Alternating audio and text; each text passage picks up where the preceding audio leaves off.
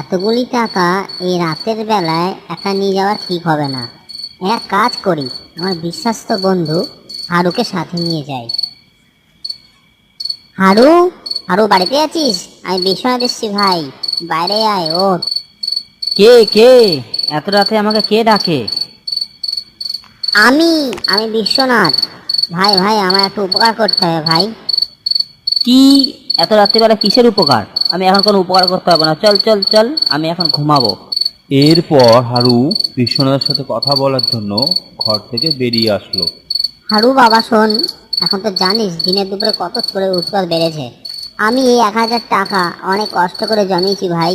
ভাবলাম চোর ডাকাতের হাত থেকে এই টাকাগুলি বাঁচাতে জঙ্গলের কোনো এক জায়গায় এই টাকাগুলি পুঁতে আসবো। আমার সাথে চ ভাই একটু হারু। আরে বাস, এতগুলি টাকা! এই বিশ্বনাথটা কত বোকা!